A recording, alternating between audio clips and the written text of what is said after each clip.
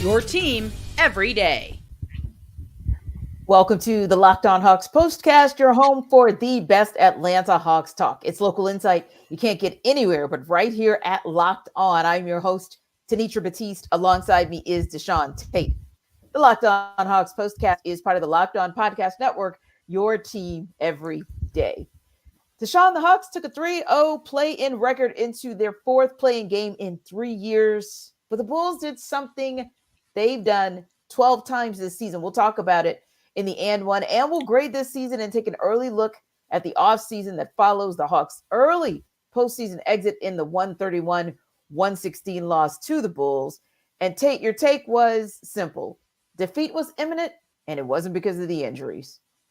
Exactly. Besides the fact that I'm a little saddened a little bit more than I usually am after a Hawks loss. I don't know what that's saying, but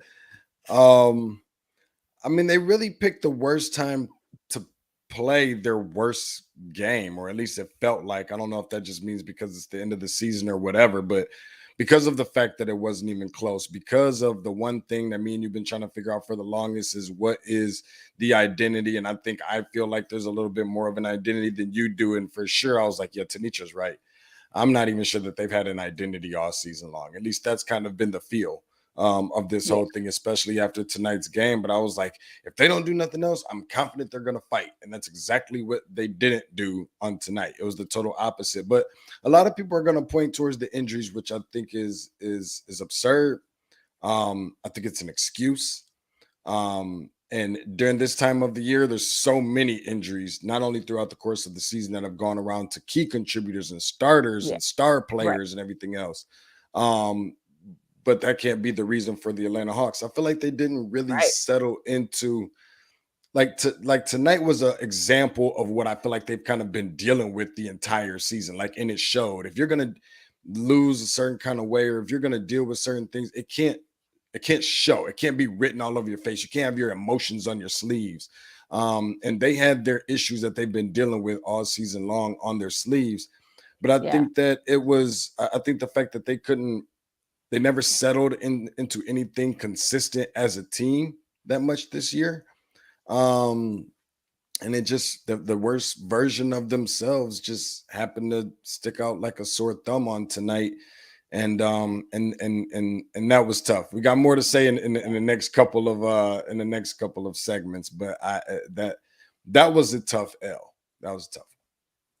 Yeah, and for me, picking up on your point, when you look down the box score, particularly with every starter but DeAndre Hunter, 22 points for Capella, 22 for Trey, 21 for Bogey, 30 for DeJounte, it would make you feel like, oh, wow, the Hawks were in this thing. Oh, wow, the Hawks really put in work, especially the starters.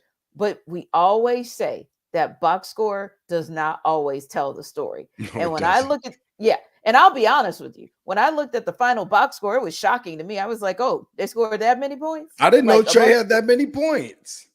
Exactly. And I didn't know Clint Capella had that many points, because it did not feel like at any time other than that second quarter that this team had a pulse or even tried to figure out, hey, this isn't working, so let's try this on offense. Hey, this isn't working, so let's try this on defense. And I agree with you. At this point in the season, with Joel Embiid coming back at less than 100%, at Giannis Antetokounmpo being out for however long he's going to be out, those are just examples of every team having to deal with injuries. And some of them are their star player, others may be multiple players, but ultimately, I mean, that's just what it is right now. So you can't just look at the injuries and expect that to be an excuse, because you still have to play lights out. You still have to play out of your mind. You have to play like you don't want to go fishing. Yeah. And nobody seemed to kind of bring that except DeJounte. Mm-hmm. Except DeJounte. And at a point, that starts to wear down. That starts to wear him down, because he's literally playing out there with everything that he has, but he's not getting the same from everyone else. So, yeah, I agree with you. I think it just seemed like defeat was imminent. And my takeaway was quite similar. The end of the first quarter told the tale for the Hawks better than the second quarter. You did. Now, the Hawks definitely did a good job of starting the second quarter. They went on a 14-0 run. They shot 5 of 7 from 3, and that was great. That was great. That's why that's the one quarter they actually won 45-33. But here's the thing. The damage that you did that the Hawks did to themselves at the end of the first quarter really tells the tale of how the Hawks played the rest of the way. Sure. And that's why I don't want to look too much at that second quarter, because it almost feels like fool's gold. Yep. Because when you look at the sequence at the end of the game, at the end of the first quarter, here's what the last 39 seconds looked like. Trae Young, out of bounds, bad pass. Now, the Bulls miss. Dalen Terry misses a driving layup, but Andre Drummond gets an offensive rebound. Then Andre Drummond makes a 2-point shot. Then Trae Young has another bad pass. Alex Caruso steals. And what does Dalen Terry do this time? He makes a dunk.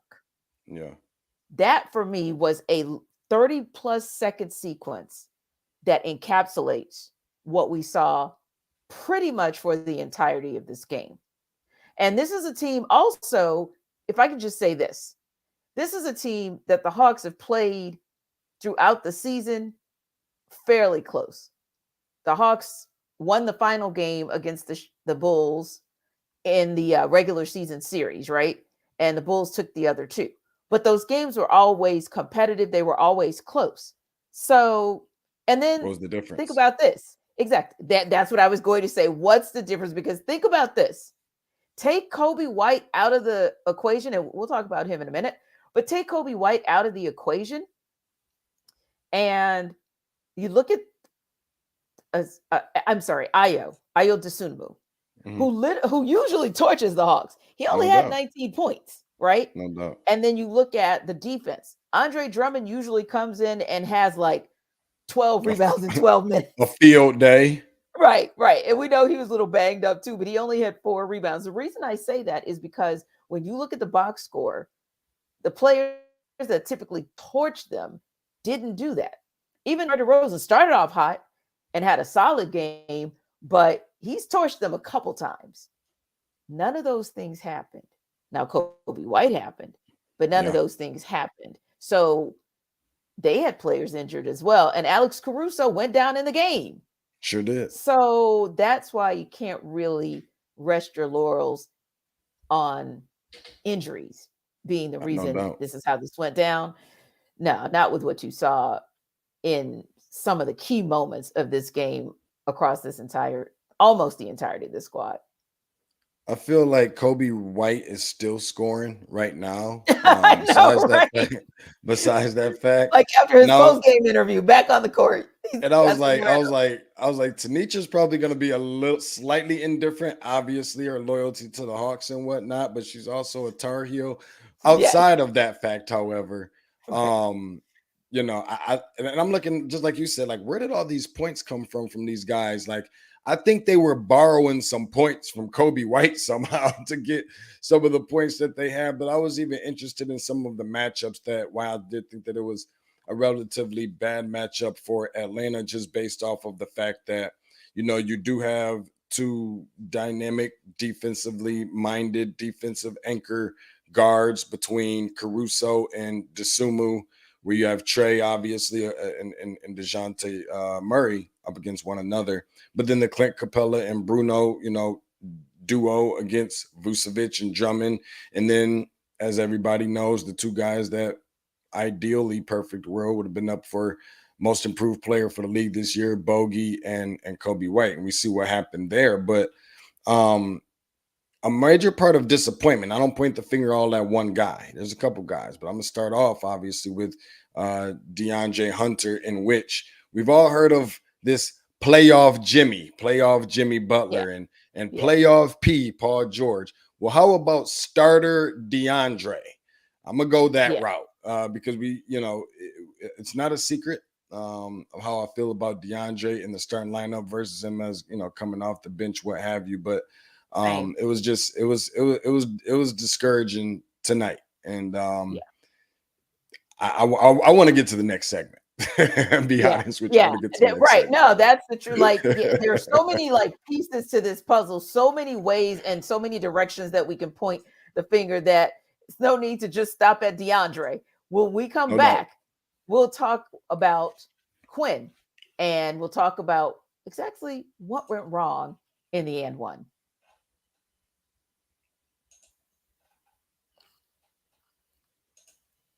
This episode of our Locked On Hawks postcast is brought to you by Nissan and Monopoly Go. So think about this. If you're the kind of person that likes to push things a little further, or you ever wonder what adventure could be around the next corner, our friends at Nissan have a lineup of SUVs with the capabilities to take your adventure to the next level. First, the 2024 Nissan Rogue is perfect for city drives and great escapes. Class exclusive Google built-in is your always updating assistant to call on for almost anything. Gone are the days of connecting your phone. Google Assistant, Google Maps, and Google Play Store are built right into the 12.3-inch HD touchscreen infotainment system. And the 2024 Rogue is the perfect mid-size crossover for your next adventure. And then there's the 2024 Nissan Armada. It'll change what you expect from a full-size SUV. Picture a rugged 4x4 that can seat up to 8 in first-class luxury and style. Tow bigger and explore further in the 2024 Armada and take the Nissan Rogue, Nissan Pathfinder, or Nissan Armada and go find your next big adventure. Shop NissanUSA.com. This episode of our Locked On Hawks postcast is also brought to you by Monopoly Go. We've all been there either as a player or as a fan. It's halftime and the scoreboard is not looking good. Unfortunately, that was kind of how it was today. You're feeling low, not sure you or your team can pull out a win. That's when you dig deep. Lift your head up and say to yourself, time to get back in the game. Pull off some bank heists and take as much of my friends' money as I possibly can. Of course, we're talking about Monopoly Go.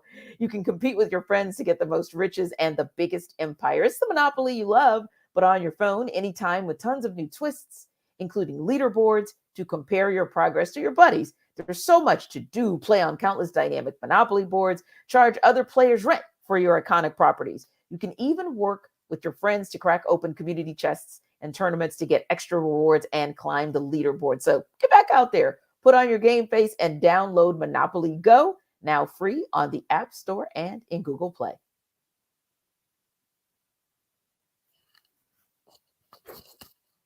All right, Deshaun, time to let you let out a few more of your emotions, because I know there is a ball of frustration that you are dealing with.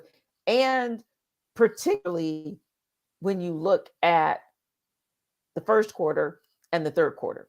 To me, that's where the game just really fell apart for the Hawks, with the Bulls scoring 40 in that first period, 38 in that third period. But what did you see that was similar in how the Hawks defended or didn't defend in those quarters?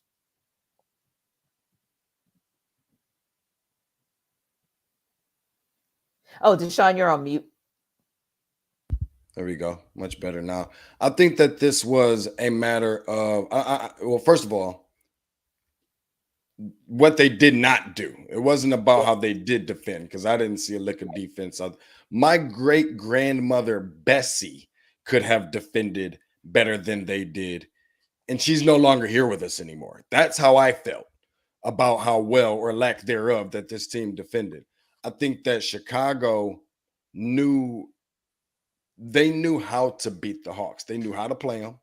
They knew how to beat them. It felt very Miami Heat-ish, right? About how we always talk about the struggles that we have with them, especially when they're playing their best on the defensive side of the ball. Yes. But I not only think that they knew how, but it came very easy to them. They didn't have to make adjustments to try to figure out how to go about doing it.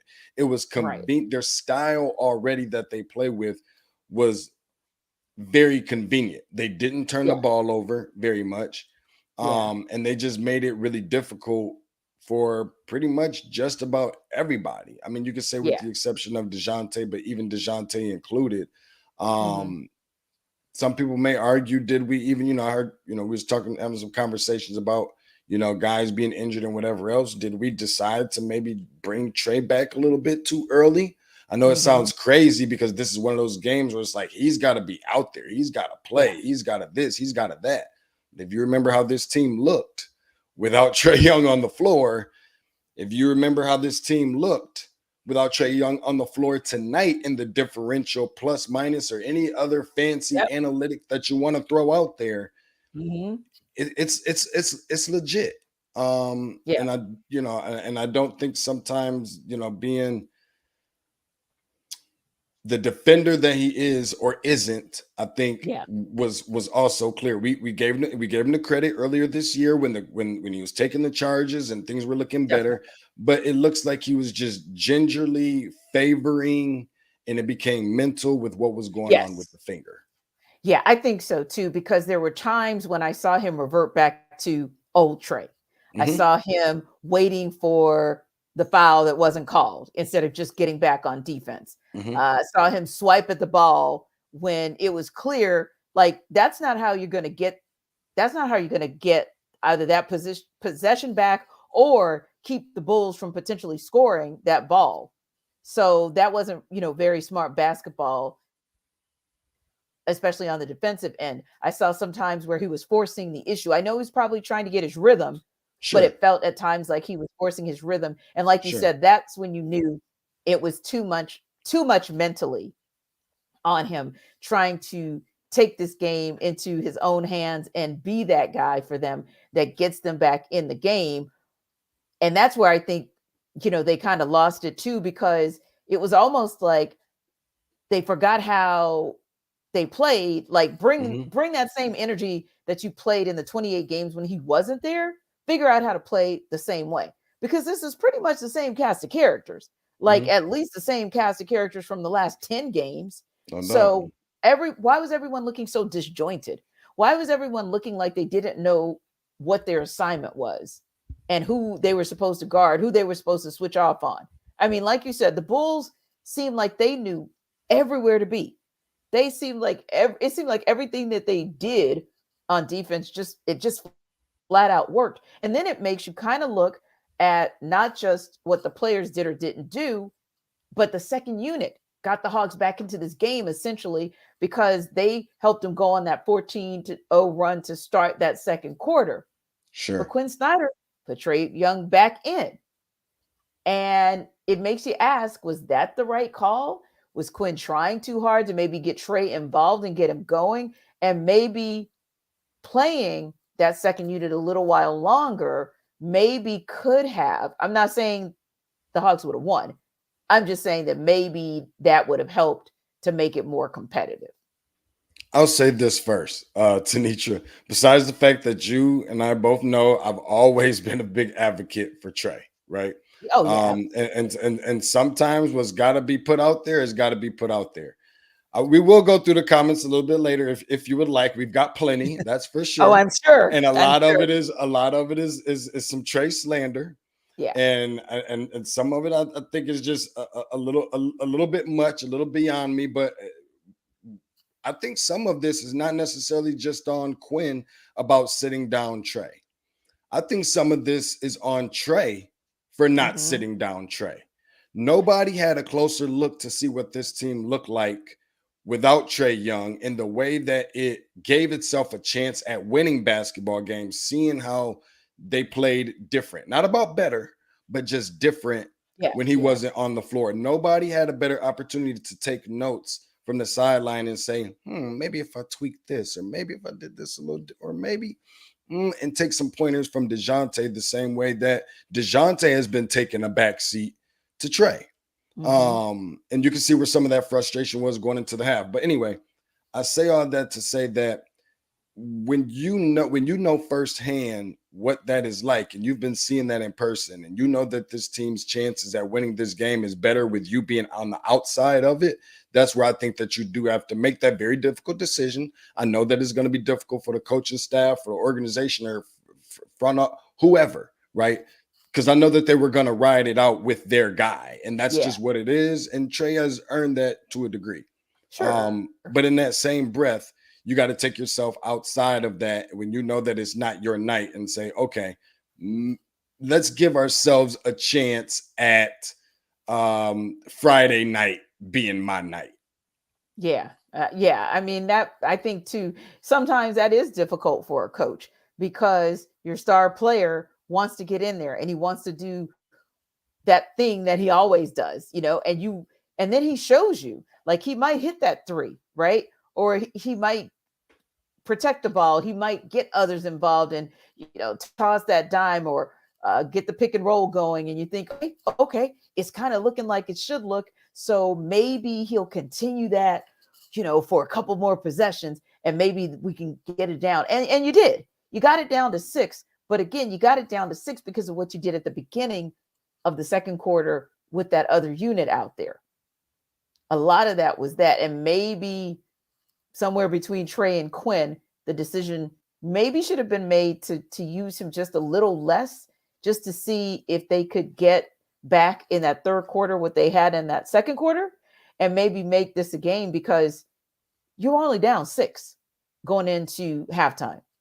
Mm-hmm. And then you came back and you absolutely let Kobe White steal your hopes, dreams, and aspirations to get to Friday night. But you may get him back in the offseason if the right decisions are made. So next up, we'll give some grades to how the Hawks ended this 2023-24 season, but some expectations also in who got next.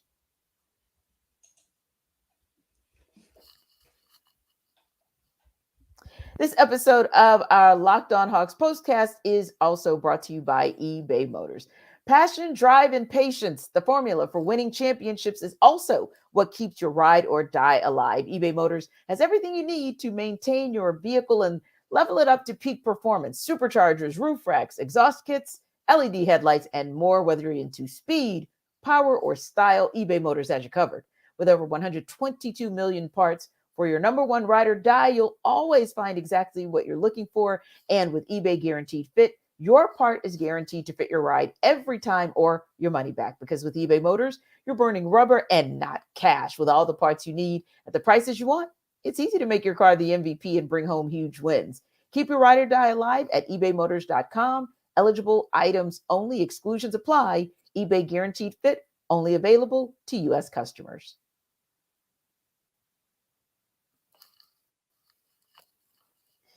So, Deshaun, you wanted to go right into grade season. What grade do you give the Hawks to end 2023-24? Failing grade, Tanisha. That's where I stand. I don't know all the different letters, whatever the one, I guess that's what F is, right? Failing does start with F, I think. I think it is a failing grade.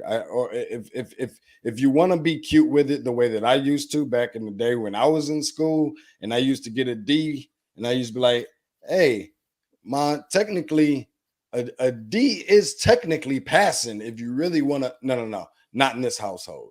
So no, not in this household either. When the expectations were expected to be higher all season long, we still never really got a good footing on what DeJounte and Trey look like together and how that could work. We got a better idea of what it looks like, but I don't feel like it really got us much closer to where we thought we could go when DeJounte first came in. We've talked about Trey getting this Robin or just next, all-star player or whatever, what have you. Now you got him. It has not been what we thought that it was going to be with a player like that. And it just feels like this team is going backwards, if I'm just being honest. It seems like it's the blind leading the blind. Nobody know who's leading the way. People don't want to step on this guy's toes, and guys don't want to feel like they're overdoing too much. And this guy has the keys to the city. I don't know who's running the organization. I don't feel confident in the picks in the draft. Nobody wants to come here and play in free agency. The list goes on and on and on. And I think this year was a little bit of a reflection of all of those things. I just don't. How about this? Forget about just a failing grade. I call it a failing grade. If you want to be cute with it, let's just call it not a passing grade. Okay, that is fair. That is fair. And some of the things that you noticed about this Hawks team that was consistent throughout the season, just in this game alone, because Kobe White was mic'd up, it was so obvious what the Bulls have and what the Hawks don't. Regardless of whether or not these Bulls get tossed in the Friday game, I'm talking about Kobe White, a guy who has had his ups and downs in his 4 years in the league, but has really learned how to be a starter in this league, has really learned how to be a vocal leader. And again, that is not an indictment of Trey, because I totally understand if it's not who you are, it's not who you are. But DeMar DeRozan is that dude. And you would expect that dude to be the more vocal one and to be the one who wanted to be in the forefront. No, he knows his role. He's responsible as a veteran for keeping this young core team together and letting his guard lead. That's where the challenge is. Like you said, we don't really know the guard that leads or who's the player, period, who leads for this Hawks team. We don't really know who's the wily veteran that keeps them together, because I was waiting for that voice and I never really saw it. And that was concerning. So I agree with you that there are some things we need to see. There are some things that we haven't seen all season. And it's tough for me. It's really tough to give them a not passing grade, but it's hard to give them a passing grade too. I'll say this too, Tanisha, and I know I get a little long-winded, and I don't know how many more of these we got. I know this is the last one, at least for the season so far, right? As far as the postcast or what have you. But I have a couple things I would definitely like to address, because while I'm listening to myself, obviously listening to you as well, and what I mentioned, and I pinpointed a couple players, but I don't think that it helps when I mentioned DeAndre Hunter and the difference that he looks like from a starter to a guy that's coming off the bench. Love the leap that Bogey took this year. The MVPs of this team this year, without question for me, which is the obvious of Jalen Johnson, with that exception, was the bench that I have been extremely critical about, that didn't have enough talent, that didn't have enough depth. I made plenty, like a plethora of jokes about Vic Krejci coming into the season, and started out the year that way. He's made me eat some of my words. Bruno has significantly improved in many different ways. Maybe didn't show them tonight, but I'm not pointing the finger at him about tonight. Even Garrison Matthews being able to shoot the way that he had all season long. I mean, so many of these guys that were coming off the pine, coming off the oak, that I thought were really good, but it was just too much inconsistency with the other guys, and DeJounte feeling like a do-it-all guy sometimes, and even instances where it was just injuries. And I mean, Trey's defense did improve, but there was just still some things, like you said, that look like the old Trey that still need to be shaken. So yeah, it'll just be interesting to see what's going to happen in the off season, because we don't need to just be dressing this thing up nicely, putting parsley flakes on the plate and making things look cute and talking about, here goes your, like, no, big changes, big time changes. Right. That's why I said something on our Atlanta sports party that may sound a little controversial, but I said I almost want them, like, I don't want them to be too good, because then maybe your front office thinks that the squad you have is okay, but it's not.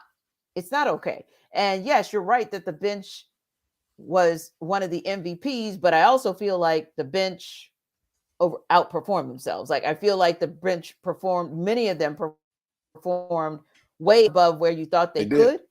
So listen, we know that there are so many comments to get to. So what we'll do here is just throw out a couple of them. Like Deshaun said, we're going to be respectful to the Hawks, but definitely want to hear your thoughts on this last show of the year. You said, Willie, Quinn didn't make any adjustments and it cost him. I really don't know. And I said the same. And again, Willie, not to say that the Hawks would have won this game, because we don't know that, but I do feel like maybe there could have been some adjustments that weren't made that maybe could have kept it a little bit more competitive, because as the game started to get out of hand, you kind of felt like, okay, when are the Hawks going to take a timeout? Okay, when are the Hawks going to, they just decided to go with an 8-man roster, if you will, for that second half. But when are the Hawks going to do something different? And then Dante Spate said, I'm sad and depressed. We need complete rebuild. I'll be honest with you.